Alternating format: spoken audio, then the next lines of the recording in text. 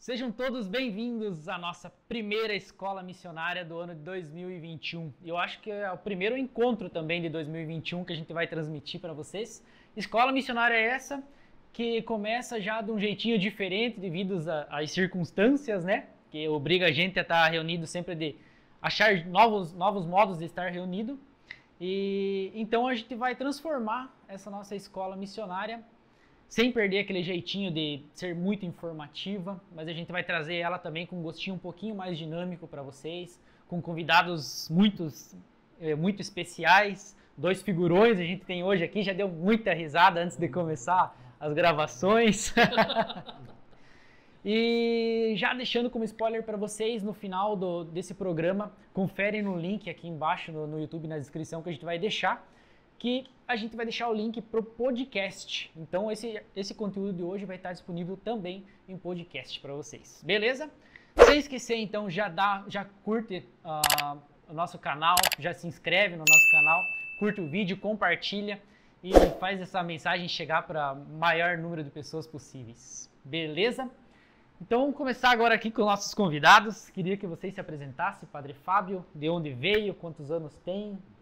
Não é feio perguntar a idade do padre, né? Não. Então beleza. Mas ainda vivemos num espaço e tempo que somos cronometrados pelo tempo, né? Então, eu me chamo Fábio, tenho 34 anos, sou natural do Paraná, da cidade de Manuel Ribas, e tenho 2 meses e 1 dia de sacerdote hoje, que completa, né? De padre, e, então, basicamente, de início seria isso, né? Legal. Padre Marcos. Pois é, eu sou natural do sul de Minas, de uma cidade chamada Poços de Caldas, né? Uma cidade que tem um detalhe, ela tem um vulcão extinto lá, né? E no Brasil é uma das poucas cidades, para não dizer a única, que tem, né, esse detalhe. E ela pertence ao ciclo das águas, né? Daqui 2 dias completo 3 meses de ordenação sacerdotal, né? 3 meses. E tive a graça de me ordenar na congregação dos Padres do Sagrado Coração de Jesus, né? Que me acolheu, me formou, me deu a graça de ser aquilo que eu sou hoje. Então eu tenho uma gratidão muito grande pelos leonianos, né? Da qual amo o coração de Jesus, amo essa província. E o Fábio disse uma coisa que é interessante, né? A dinamicidade da vocação. Na verdade, a vocação é chamado, é o tomar conhecimento daquilo que Deus te chama para servir o próximo, para servir aos outros. Então essa dinamicidade, ela resulta em você escuta, você acolhe e coloca esse serviço à disposição. É aquilo que nos ensina o Padre Deon, né? É um amor aberto, totalmente livre, sem nenhum tipo de limite, né? Tanto é que se vocês forem olhar, o nosso símbolo da cruz da Leoniana é um coração aberto. Lá cabe o teu coração e o meu coração. Mas é algo ilimitado. O amor de Deus é ilimitado. Então essa dinâmica bem colocada, estamos aí, né? Quase 3 meses de ordenação para servir o povo de Deus. 3 meses e 2 meses e 1 dia. 2 meses e 1 dia. Então, aí você já vai entender o porquê do tema. O tema de hoje é Enfim Padre, que traz os 2 padres frescos aqui da congregação, frescos de padre, aqui da congregação. E a gente vai então tratar hoje sobre esse tema, de como é essa caminhada, como foi toda essa expectativa, como foi essa descoberta dessa caminhada até chegar no grande dia da ordenação, dessa formatura deles, para chegar então ao Enfim Padre.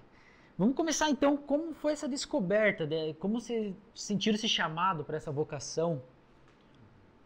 Olha, eu posso falar que a dimensão da vocação é um grande mistério de Deus escondido na pessoa, né? E é um mistério infindável. Quanto mais você vasculha esse mistério, quanto mais você entra nesse mistério, mais misterioso se torna. E aí que está o grande sentido da vocação, e o grande sentido não só da vocação, mas da vocação em toda a sua dimensão da vida humana cristã. Quanto mais você conhece Deus, mais você tem sede, mais você quer conhecer. Então essa dinâmica da vocação é o mistério que posso falar que desde quando eu me conheço por gente, eu tinha meus 4, 5 anos, 6 anos, do nada assim o pai e a mãe perguntaram: tu quer ser o que na vida? Eu queria ser padre, eu sempre falava. Mas não tenho assim, uma referência nenhuma dentro da família, tio, amigos, não tenho gente próxima assim que é religiosa dentro da família. Mas do nada sai, mas que tu quer ser o quê? Padre. E é interessante que essa dinâmica da revelação de Deus, quando Deus vai se mostrando ao longo do processo da vida, ele vai se dando também de uma personalidade que até então parece ser introvertida. E é ali que está o grande sentido da busca, né? Vai buscar o quê? Tinha interrogações na minha vida que ficava ali e não conseguia responder na minha história. Eu buscava na profissão, eu tenho uma grande assim, paixão que se chama hoje a metalmecânica, né? Só que ao longo da vida isso foi sendo abafado pelo quê? Pelo simples fato de deixar Deus ser Deus em minha vida. Aquilo que desde criança eu sentia, sem dúvida nenhuma, quando eu tive a oportunidade de fazer uma experiência mais concreta do amor de Deus na minha vida, que se deu basicamente pelos meus 21 anos.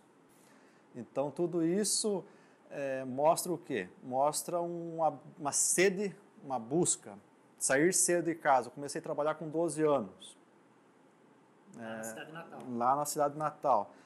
Então entrou uma sexualidade desregrada ali, afetividade desregrada, enfim, entrou indiretamente o álcool, desde cedo, de 13, 14 anos. Enfim, ali um menino que certamente era virtuoso até então, né? Tinha um berço de família, começou a ir para a ladeira, né? Se perder. Mas isso eu vejo também que eu não vou culpar o inimigo, né? Não vou culpar, mas você vê como que ele queria me tirar daquela centralidade desde criança. Eu percebia isso. Então acontecia o que? Acontecia que muitas vezes eu saía de casa na sexta, eu voltava só no sábado de manhã, quando eu voltava no sábado, não voltava no domingo. Aí, até um momento assim que eu fiz uma experiência bem, acho que é do jovem comum, né, da realidade que nós vivemos. Um dia eu fui numa festa com os amigos, com o meu irmão também, e nessa festa nós, assim, coisa de moleque, né, falamos assim, vamos ver com quem fica com mais menina essa noite. Aí, acredito que são realidades assim, aí não sei se ainda existe isso, mas em balada, em baile que nós íamos, era assim, né? Disputava quem ficava com mais menino. Isso daí pra pior, eu acho. E nessa noite, por incrível que pareça, o meu irmão entrou em coma alcoólico. Aí acontece o que? Nós ficamos desesperados naquele dia, né? E simplesmente fomos parar no hospital, a enfermeira que atendeu é uma das melhores amigas da minha mãe. Aí, que situação, né? Olha isso. Aí simplesmente ela contou tudo, né? E daí a minha mãe me fez um questionamento, assim, perguntou assim para mim, quando ela soube, né? Fábio, tu pensa que mulher é um animal, é um bicho? E ali ela me fez uma pergunta assim, sorrateira, assim, ela falou assim, que tipo de padre que tu quer ser? Nessa hora, assim, parecia que eu levei um tapa na cara, assim, sabe, de acordar, me jogou contra a parede, né? E simplesmente, assim, isso ficou na história. Até um outro fato, que com o meu pai daí, né? O meu pai, um homem muito, já se encontra na glória também, né? Mas naquele período eu estava num baile, eu cheguei bêbado em casa, eu não tinha nem condição nem de chegar dentro de casa. E eles bateram na porta, já era 5 da manhã, meu pai acendendo o fogão a lenha, tudo, fazendo um café ali na hora, né? Me pegou e sentou na caixa de lenha ali, e eu fiquei assim, sem jeito na frente do velho, né? Tentando disfarçar, né? Mas e ele assim, pacientemente, ele conversando comigo, nunca gritou, nunca me chamou atenção assim, num tom de severo. E ele falou assim, Fábio, o que tu quer da vida? Olha os teus irmãos, a tua mãe nem dorme direito, aí com uma vela acesa te esperando muitas vezes na frente do altarzinho ali, rezando por ti e tu no mundo. E nesse momento, assim, eu fiquei com uma vergonha muito grande. Eu levei minhas duas mãos sobre a cara, assim, e fiquei só escutando. Mas num momento, assim, me surgiu uma força interior que eu não sabia explicar na hora. Eu bêbado. e simplesmente eu olhei dentro do olho do pai assim e falei, pai, o senhor ainda vai ter muito orgulho de mim. E simplesmente ele me deu um café, me levou para a cama e ficou essas interrogações na minha história. E logo após isso tudo, eu tive uma oportunidade de vir morar em Brusque, né? E chegando em Brusque, eu tinha um ciclo de amizade muito grande, tinha uma tradição, tinha minha namorada na época, eu já estava namorando com uma menina.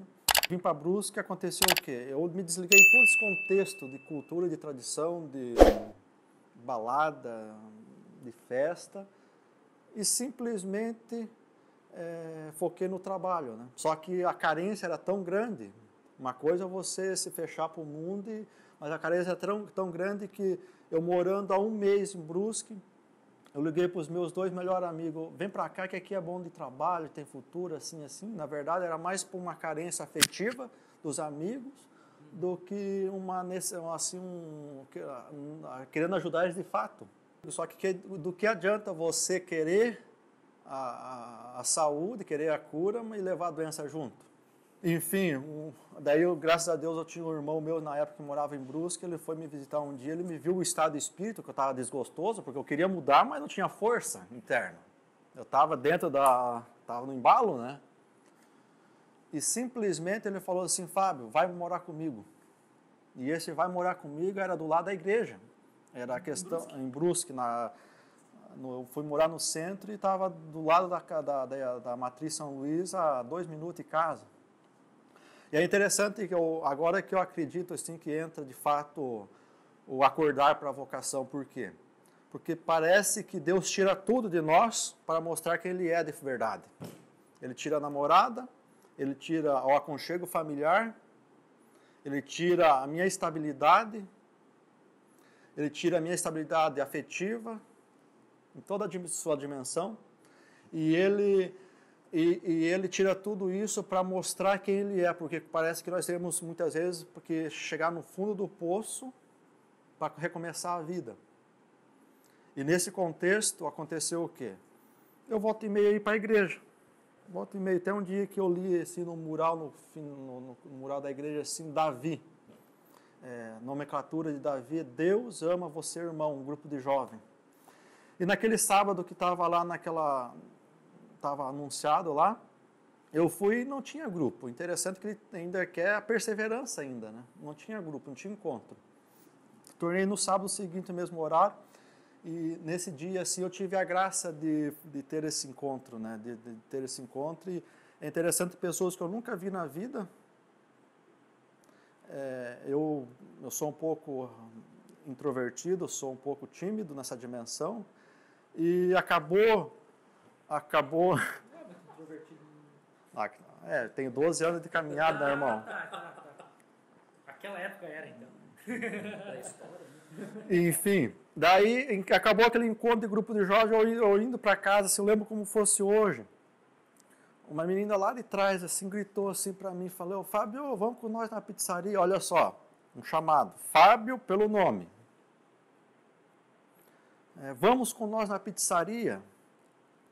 Quem que chama para partilhar uma mesa? Quem que chama para partilhar uma mesa? É o próprio Cristo? É interessante que eu fui nesse encontro, nessa pizzaria, e ali eu convivendo com aquele grupo, aquelas pessoas que eu nunca vi na minha vida, mas tendo um assunto natural, comum, corriqueiro, sabendo já da vida deles, comungando da vida deles. Enfim, eu me senti muito acolhido, muito assim dentro de casa. Comecei a perseverar naquele grupo de jovens. E quando eu vi, eu já fazia parte do grupo de jovens, do núcleo do grupo de jovens. Mas isso é tudo muito intenso. Deus, assim, eu vejo assim que comigo ele não é amoroso na minha espiritualidade, no meu modo de me comunicar com Ele, não é amoroso, não é demorado, é quase que imediato. E aquele vazio interior, aquilo que Deus tirou de mim, Ele foi preenchendo com pessoas sadias novamente. Pode ver, vocês têm uma vida comum, você hoje não é casado, mas você busca casar, você quer casar. Depois de casar, você, se não tem uma casa, você quer uma casa. Depois dessa casa, você quer uma casa mobiliada. E depois dessa casa mobiliada, você quer um carro melhor. E depois desse carro melhor, você quer pensar numa casa melhor ainda. E assim vai essa busca, ela é desenfreada. Depois de uma graduação, você quer uma pós, depois de uma pós, quer um mestrado, depois do mestrado, quer um doutorado. E é uma busca que nunca vai ser saciado, se não for o Deus o único objetivo seu. Então, quando nós colocamos as coisas, os objetivos à frente de Deus, nós começamos errado. Então, amar a Deus sobre tudo é esquecer tudo e colocar Ele em primeiro lugar. Aí Ele vai preenchendo, Ele vai nos dando essa graça de ter o quê? Uma boa namorada, primeiro. Uma menina de Deus. Segundo, Ele vai te colocar objetivos do que? Não, eu tenho que ter um lar para me educar meus filhos. Eu tenho que ter o básico, eu tenho que ter um conforto, eu tenho que ter um carro. Ele vai te proporcionar um carro. Está entendendo como o foco muda? Ele vai te proporcionar o quê? Vai te proporcionar uma casa de praia. Vai te proporcionar como? Muitas vezes você tendo a graça de conquistar uma casa, ou você tendo meios de pagar um aluguel no final de uma temporada e ir lá curtir com a família. Então ele não vai desassistir isso, mas ele sendo o primeiro objetivo, amar a Deus sobre tudo. Então, muitas vezes nós buscamos a Deus, mas quando de fato Ele está lá embaixo. Quando nós estamos lá embaixo, nós estamos atolados muitas vezes num lamaçal que não tem como reverter, ou se tem como reverter, mas é de fato como Deus, como eu posso falar assim, que tirou tudo em mim, Ele tirou tudo. E é interessante que eu fiz uma experiência, a primeira experiência com a palavra de Deus, de fato, que se deu, se encontra no profeta Ezequiel capítulo 5, que fala o quê? Lá vai falar assim, e tu confia a homens fiéis tudo aquilo que foi capaz, que Deus te revelou ao coração. Ou confia a homens fiéis que sejam capazes de te instruir. Tu queimarás 1/3 do cabelo no tempo do assédio. Tu raparás tua barba e tu queimarás no tempo do assédio, no tempo disso, ao meio da cidade, ao redor da cidade. E tu guardarás uma pequena quantia desse cabelo na dobra do teu manto. E eu não entendi essa palavra na íntegra, quando me veio essa palavra. Não entendi, eu fiquei uns 2 meses ali discernindo, e não me vinha a lucidez da palavra. Até um dia, olha só, até um dia que eu saí com o mesmo grupo de jovem, fui para a bendita pizzaria, e interessante que ali Deus falava comigo, naquela mesa de lanchonete. Ele falava para mim assim, Fábio, o meu grande sonho era ser pai também. Era ser pai, não era nem ser casado, nem ter uma esposa, mas era ser pai, não pai de 1, nem de 2, mas pai de no mínimo uns 4, 5. Era algo assim que era latente, porque eu sou de uma família de 5 irmãos. E a minha família, graças a Deus, é uma família 10, maravilhosa, muito abençoada. Então isso, e eu sou o mais novo da família. Então tudo que é de afeto, de irmão, de pai, de mãe, eu tive com muita energia, assim, fui muito agraciado com isso, né? E eu vi essa graça da família, e que é sagrada, minha sagrada família também, né? Assim eu quero ter uma família igual, semelhante, né? E eu tinha esse sonho, era algo assim muito forte. E ali Deus falava assim, naquela pequena fração daquela pizza, tu não precisa ser pai para viver. Tu não precisa de uma esposa para viver. Tu não precisa daquela empresa que tu sempre sonhou para viver, tu não precisa. Então a lógica, o que é? E daí ele foi me tirando aquela pizza fracionada naquele grupo de amigos. Falava assim, tu não precisa disso, não precisa daquilo, não precisa. E me sobrou, a última fração daquela pizza sobrou para mim. E eu, naquele texto de Ezequiel ali, tu não precisa, tu guardarás uma pequena dobra no teu manto. E falava para mim, eu comendo aquela pizza, aquela fração daquela pizza, falava o que para mim? Falava assim, tu precisa só de mim para viver. Então, para mim, foi Deus me dando tapa de todo lado para me acordar vocacionalmente, né? Foi assim, por isso que eu falo, ele é não é moroso comigo, ele é violento comigo. Como que é o nome dessa pizzaria, lembra não? Senão ia dizer quem quer ser Fontana. Fontana. Fontana. Quer ser padre, vai na Fontana. Lá você vai descobrir a tua vocação, se é para ser ou Então não. é interessante assim como que ele foi usando a pedagogia de Deus na vida, né? E aquele que ia viajar aquele final de semana para o Paraná foi para onde? Foi para Itajaí. Eu cheguei em Itajaí e parecia assim que aquele encontro foi preparado só para mim. Era chama Kairos o nome do encontro. Aquele encontro foi preparado só para mim. Eu pegava assim na mão daqueles meus amigos assim que nós estava convivendo ali, parecia que Deus me falava tudo o que estava acontecendo na vida daquelas pessoas. Só que era um fenômeno que eu não tinha controle, não tinha assim, era tão novo para mim quanto qualquer coisa, né? E eles chegavam em mim e falavam assim, Fábio, Deus me falava isso, me vinha esse texto bíblico, me vinha isso, me vinha aquilo, e simplesmente eu de antemão sabia. E eu ficava assim, pasmado com isso, né? E até o momento assim que, 3 dias de encontro, 3 dias de retiro, e até o momento assim que um jovem da comunidade Shalom, chamado Francis, ele era do Ministério de Música, ele falou assim, ele tomou o microfone do pregador, do retiro, e falou assim, eu vou dar um testemunho. E o nome do testemunho é o seguinte, Deus chama pelo nome. E nesse exato momento assim, eu senti um sono, algo tão profundo dentro de mim, que eu estava sentado, levei minhas 2 mãos sobre as pernas assim, e me recolhi interiormente assim, e estava prestando atenção nesse jovem testemunhando em tudo, nitidamente, com uma consciência plena, e simplesmente eu me via como um ancião num lugar muito distinto, um lugar singular, indescritível. E eu conversando nessa roda com esses anciões, e simplesmente um assunto tão natural, tão assim, corriqueiro parecia, né? E prestando atenção no Francis simultaneamente. E simplesmente assim, no momento que o Francis ia terminando aquele testemunho, eu fui me levantando daquele círculo de anciões assim, e fui em direção a uma porta muito antiga. E eu cheguei diante da porta, essa porta, eu saquei a chave, essa chave não abria, não fechava essa fechadura. Era algo assim que não tinha uma funcionalidade. E simplesmente o Francis, ele fechou o testemunho, fechou aquele momento assim, essa chave entra por dentro do buraco da fechadura, cadê uma caneta? Eu vou fazer Foi esse movimento aqui, ó, a chave, faz de conta que a chave, ela entrou e caiu em trevas. E simplesmente assim, volta em si, né, volta à realidade.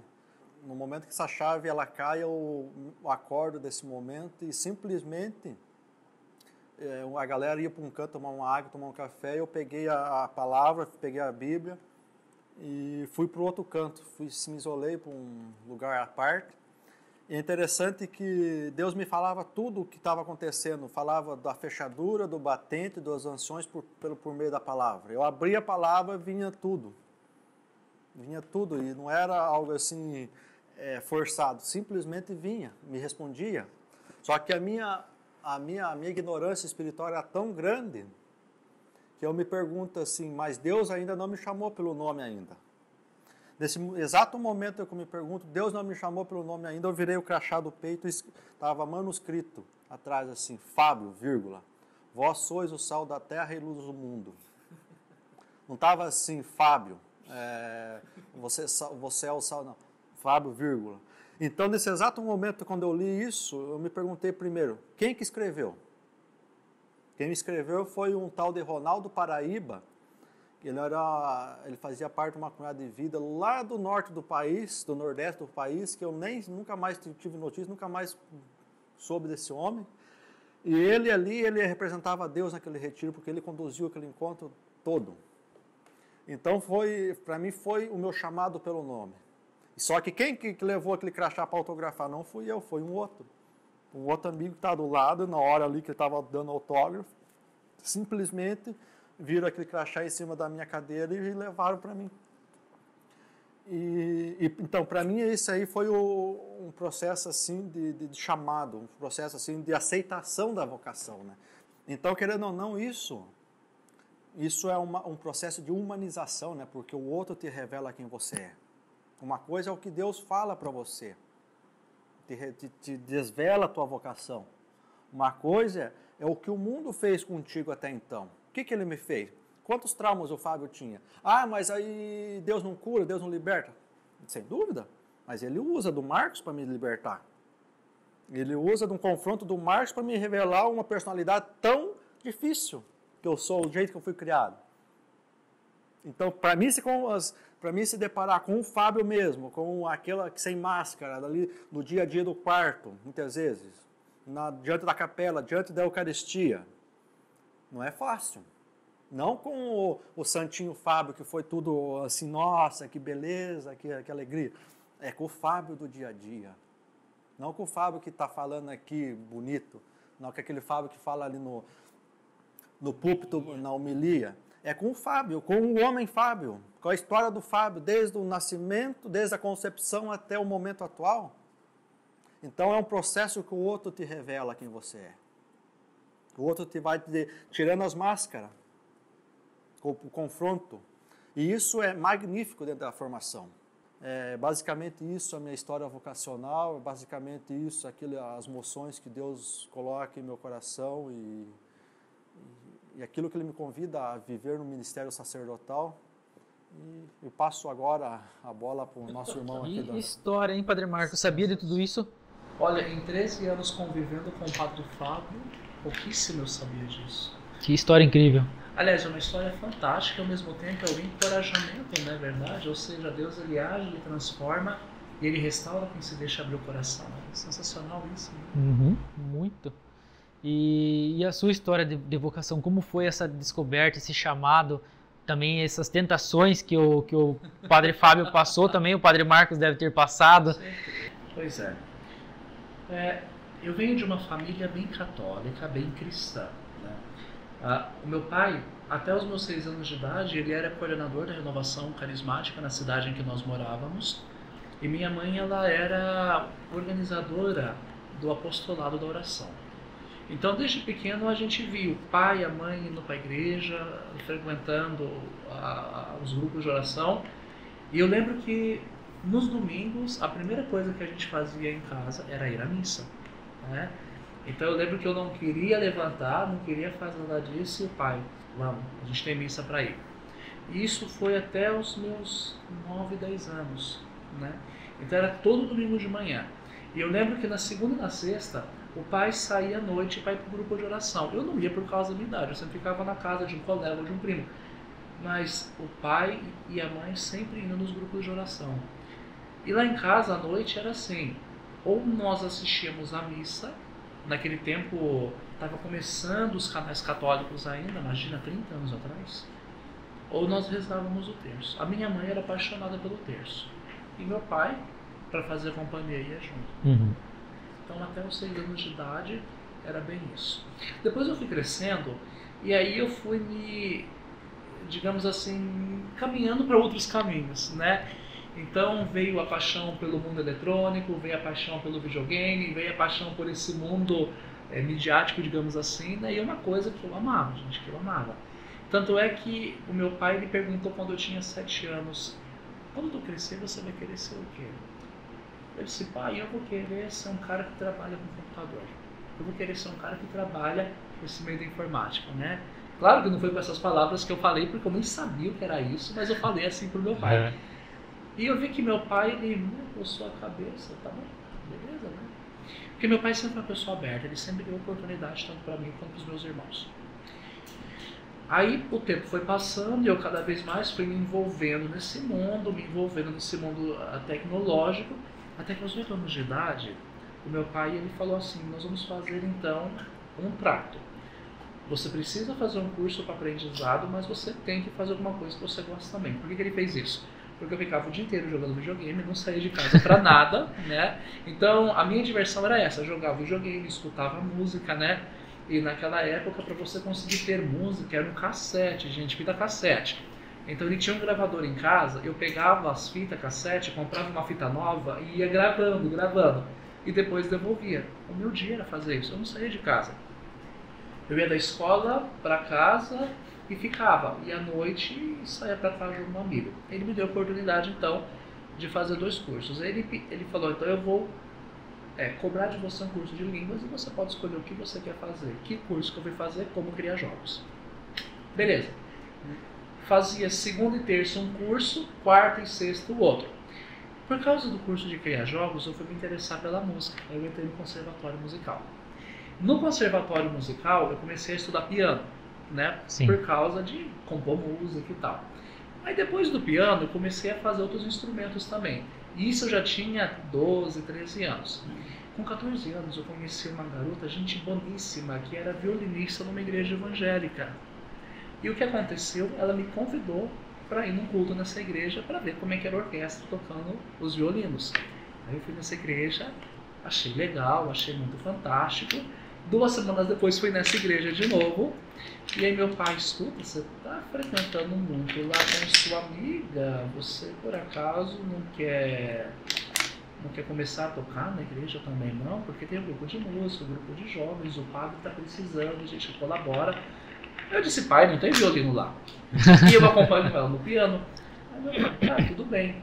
E o tempo foi passando, resumo da história, depois de 8 meses eu comecei a frequentar essa igreja evangélica. Eu deixei de ser católico e me tornei evangélico. Uma família carismática ainda. Extremamente, pai da renovação, mãe da apostolado de oração, eu fiquei evangélico, né? E meu pai simplesmente olhava minha mãe da vida comigo, né? Ah, tudo bem. Mas assim, o pai e a mãe, eles sempre tiveram uma abertura com isso, né? Eu lembro que a mãe disse assim, você está buscando Deus, continue assim. E fiquei nessa igreja evangélica por 3 anos, né? E digo a você que nessa igreja evangélica eu quase fui batizado também. Faltava isso. Rebatizado. Rebatizado. Boa. Então, por exemplo, eu frequentava escola dominical. Eu fazia mini pregação pro pessoal lá. Eu usava terno e gravata. Meu amigo, eu no domingo de manhã eu usava terno, gravata e a Bíblia na mão. Sim, eu tinha 15 anos nessa época, né? E o pai e a mãe, tranquilo, beleza, desde que você não buscasse coisas erradas. Com 16 para 17 anos, o pai começou a ter problemas de saúde. E tem um detalhe, os meus pais, antes de eu nascer, eles moravam em Taubaté, no interior de São Paulo, e o pai resolveu voltar para Minas, que é a origem dele. Em Minas nascemos o meu irmão e eu, e aos 16 anos mais ou menos, o pai começou a ter problemas de saúde. E aí o pai disse, eu quero regressar para Taubaté, porque tem os meus médicos lá, minhas 2 filhas estão lá, meus netos também. E o pai sempre teve medo de morrer longe dos filhos. Tá bom? E aí, depois de um tempo, pensando, nós nos mudamos para Taubaté. E em Taubaté, eu já não tinha mais essa igreja evangélica, mas também não queria ir na missa de jeito nenhum. Eu fiquei 6 meses sem frequentar nada. Nossa. Eu não ia na missa, não ia no culto, não ia em nada, né? E meu pai perguntava, por que você está fazendo isso? Por que você está fazendo isso? Ele te levando a fazer Crise isso. de adolescência. Era uma crise de adolescente que eu tinha, né? Tanto é que o detalhe é o seguinte, além da música, uma das coisas que me fez ficar evangélico é que eu briguei com o padre, que eu era coroinha, e fui brigar com o padre porque ele não queria usar incenso na missa. Olha o motivo. Fazendo isso, tá, tudo bem, né? E eu falei, então não, para usar incenso, não volto mais aqui também. E eu lembro que meu pai ficou bravo. Onde já se viu brigar com um padre? E ele ficou bravo comigo, né? Paciência, né? Adolescente, com raiva. Tá bom. Chegando em Taubaté, eu não participei de nada por 6 meses. Fiquei ao léu. A minha vida era simples. Eu ia da escola de manhã, ficava a tarde inteira só jogando videogame, e à noite eu saía para ir para casa de um amigo ou para jogar na casa de alguém, né? Eu nunca frequentei balada, isso é incrível. Se você perguntar como é que é a balada, eu não sei como é que é. Nunca frequentei balada, nunca frequentei dança, nada disso, cara. Mas as músicas de todos os games você lembra de cor. Todas, absolutamente. Gente, esses dias atrás eu fiz um arquivo, eu tô com 36 GB de música de games comigo lá. É incrível isso. Eu não frequentava nada dessas coisas, né? Então eu era aquela pessoa, casa, escola, escola, casa. 36 gigas de músicas de game. E o pessoal zoava muito comigo por causa disso, não é verdade? Ah, mas você tem que fazer isso, fazer aquilo, eu prefiro ficar em casa. Não é que o pai e a mãe gostavam, né? Pro pai, a mãe e o filho estarem em casa era tranquilo. Tudo bem. 6 meses sem frequentar lugar nenhum, até que o meu sobrinho, ele era coroinha da paróquia do Sagrado Coração, lá em Taubaté, né? Uhum. E ele disse assim, você não pode me levar na missa? Minha mãe não pode me levar. Ele tinha 8, 9 anos nessa época, né? E aí eu, tá, beleza, então eu levo, deixo você da igreja, depois eu te busco lá. Ah não, fica comigo lá, vai ver como é que é servir. Bruno, mas eu já fui coroinha um bom tempo, eu sei como é que é. Aí ele puxava, não, fica comigo lá. Tá bom, então, beleza, né? Fui nessa missa depois de muito tempo sem ir na missa, gente, 3 anos e meio praticamente sem ir na missa. Eu cheguei lá, estranhei tudo. Cara evangélico, tá acostumado com um tipo de pregação. Cheguei lá, pronto, né? Aquela coisa, fiquei perdido lá. Nem parecia que eu tinha sido coroinha, que eu tinha feito a primeira comunhão e todos esses detalhes a mais. E naquele momento na missa lá, eu fiquei mudo a missa toda. 17 anos. Mas, tá bom. Saí da igreja, o meu sobrinho falou, e aí, achou legal? É, tá, normal. Aí voltei pra casa. Só que o tempo foi passando e aquela imagem daquela missa não saiu de mim. E eu lembro que naquele tempo meu pai perguntou assim, filho, o que você acha de começar a voltar a servir a Deus? O que você acha de você começar a frequentar mais a missa? Eu disse, pai, não sou bobo para essas coisas. Ó, pra você ver, falei desse jeito meu pai. Aí meu pai regalou um olhão, tá bom, é só um convite, mais nada. Tá bom. Aí o tempo foi passando, mas aquilo não saía de mim. Eu estava em casa sozinho, o pai e a mãe tinham saído, acho que tinha uns compromissos no grupo de oração que o pai sempre frequentou e a mãe junto com ele também. Aí novamente meu sobrinho me ligou. Eu falei, tô indo então, vamos lá. Fui, peguei ele, participei daquela missa.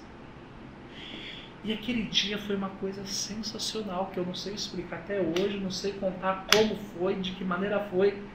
Eu só sei que aquele momento mexeu comigo de uma tal forma, sabe? Foi uma coisa uau, sabe? Uhum.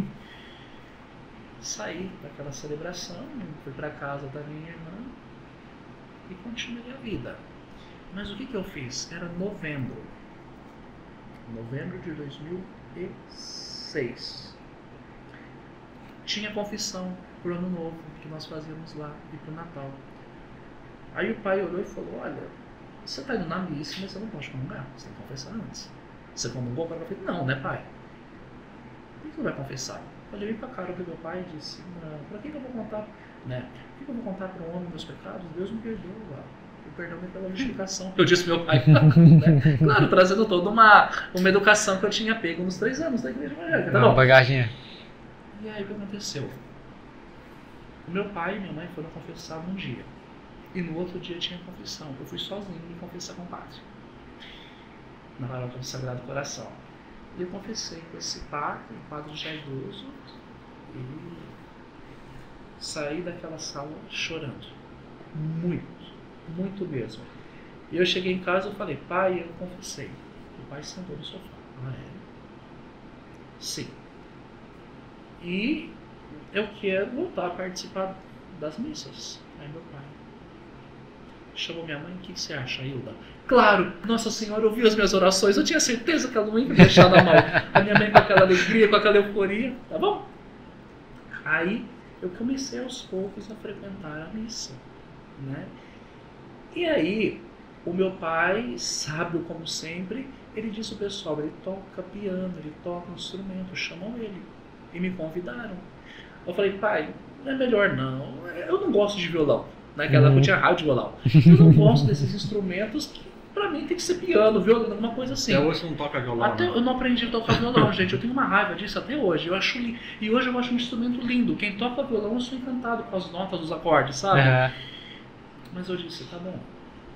Pai, mas eles tocam violão, eu não gosto de violão.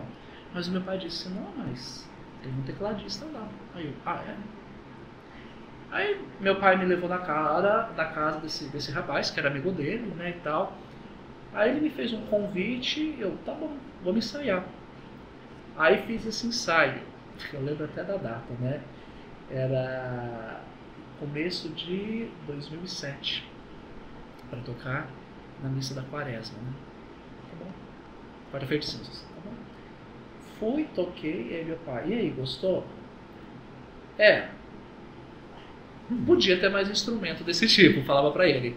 Vai com calma, vai tranquilo. Meu pai é uma sabedoria tremenda. Então, tá bom.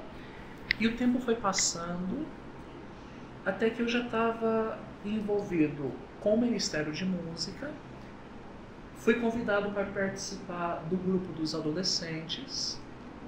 E do grupo dos adolescentes eu fui convidado para participar do grupo da catequese. E uma catequista, a dona Célia, muito amiga do meu pai e da minha mãe, ela, vamos lá em casa para a gente tomar um café? Beleza, então. Aí eu fui na casa dela tomar um café, por quê?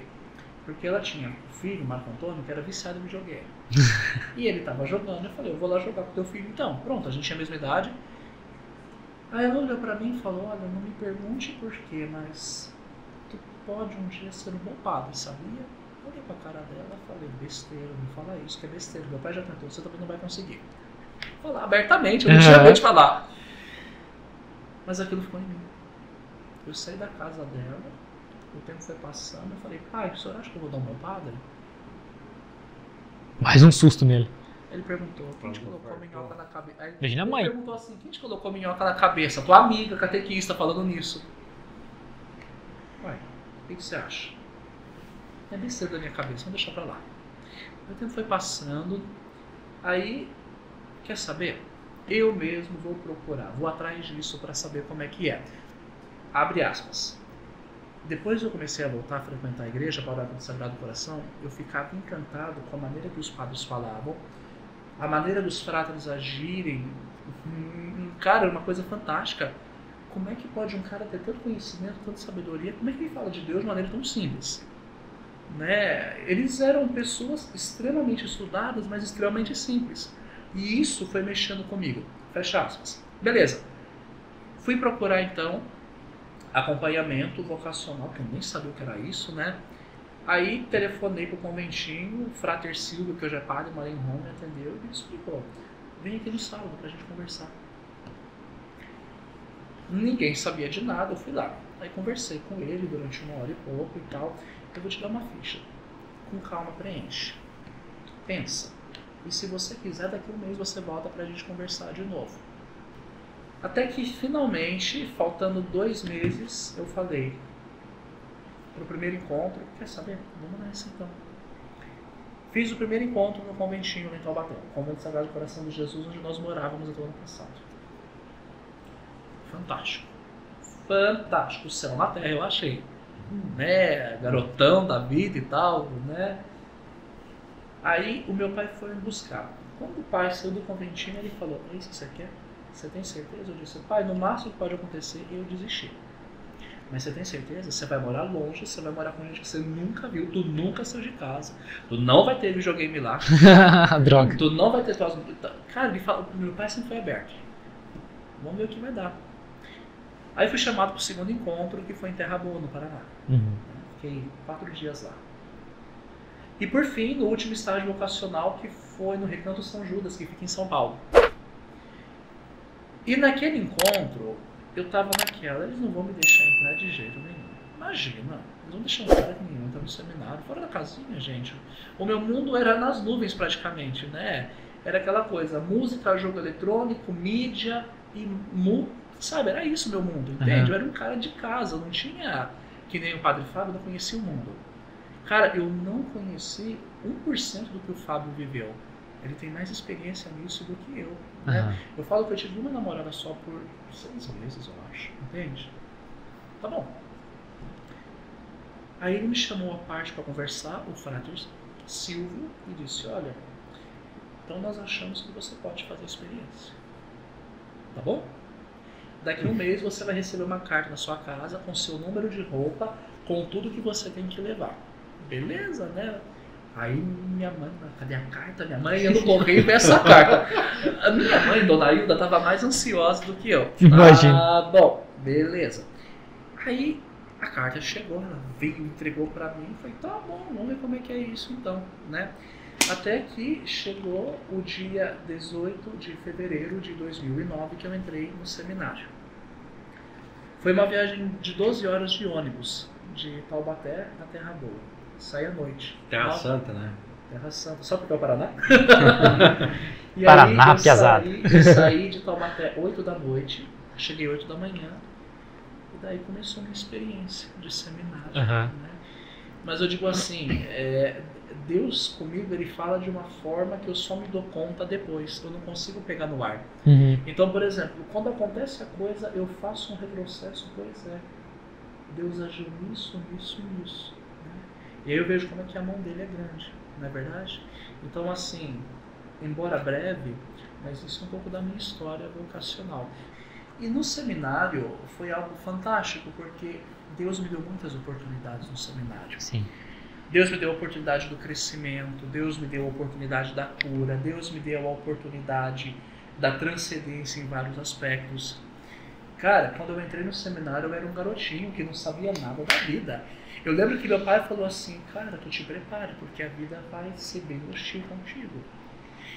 Cara, quando eu entrei no seminário eu era alguém que, meu Deus, eu não sabia de nada, sabe? Eu não sabia...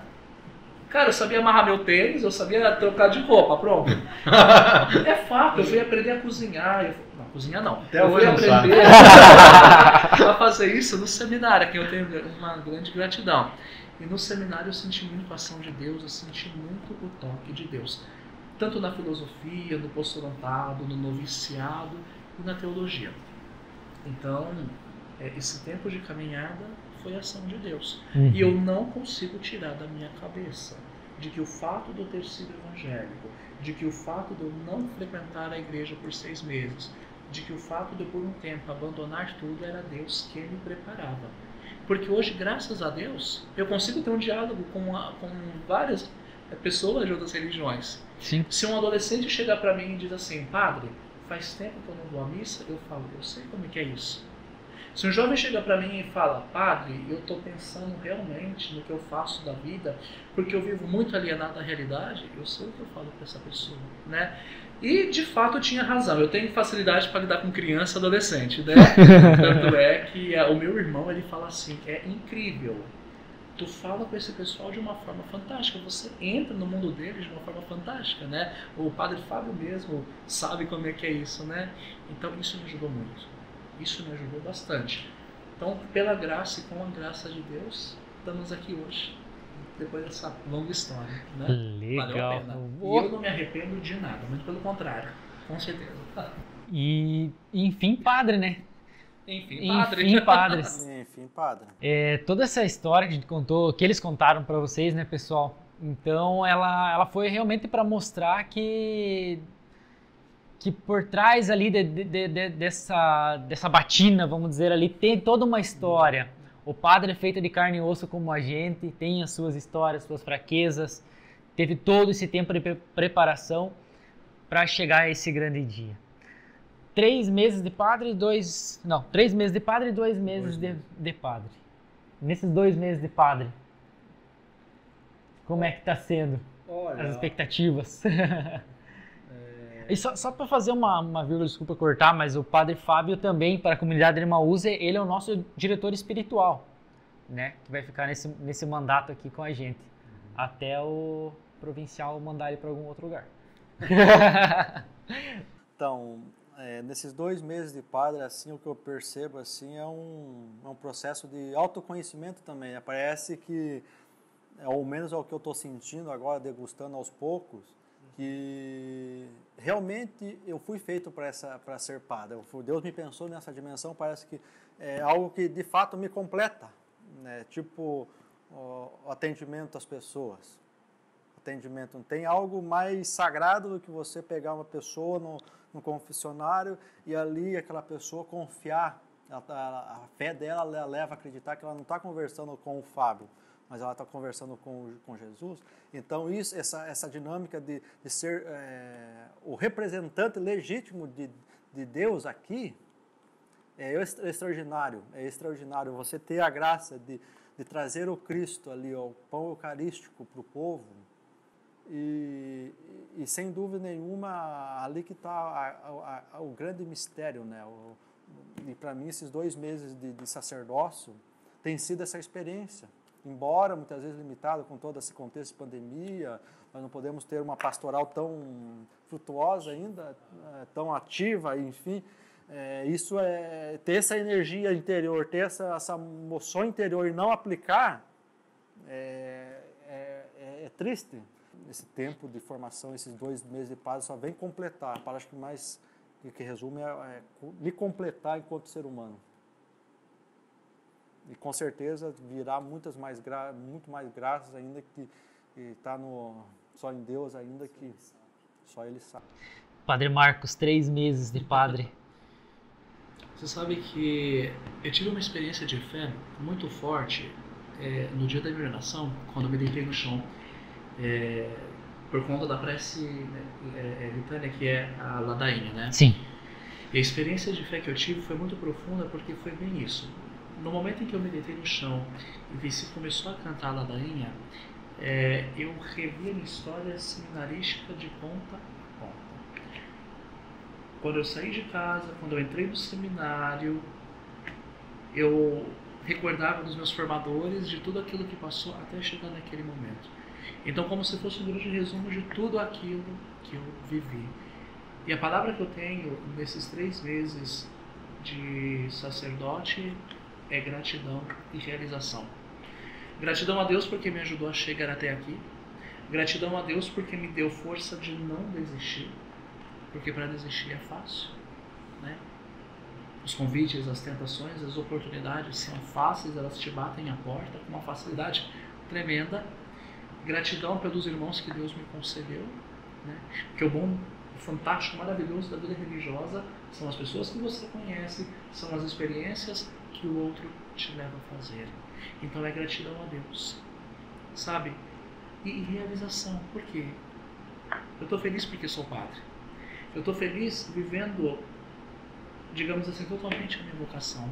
Eu estou feliz porque, gente, isso é algo fantástico. Eu digo, são 3 meses, mas parece que foi ontem que eu me ordenei, de tão fantástico que estava. Ontem eu conversava com um padre, ele me perguntou, Marcos, como é que você está? Eu falei, padre, eu estou uma bomba de alegria, porque eu não esperava tudo isso, entende? Quando Deus te dá algo, você não faz ideia do que tem atrás. Você pensa no objeto, no fenômeno em si. Mas daquilo que ele tem atrás, você, puxa, é incrível, né? Então, é gratidão, é realização e caminhando junto. É isso que eu posso dizer desses 3 meses, né?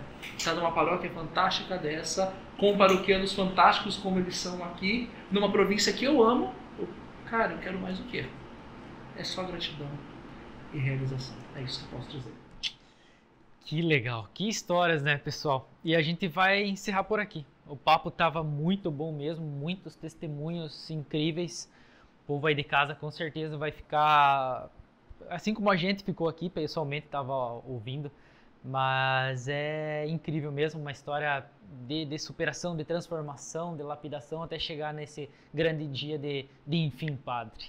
De enfim, padre. Agradecer então a presença de vocês dois. Muito obrigado pelo sim de vocês, por ter vindo até aqui para poder contar essa história, por ter essa abertura para poder passar um pouco dessa história de vocês, que é pessoal, né?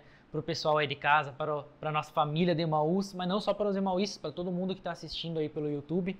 E só gratidão mesmo. Muito obrigado pela presença de vocês dois.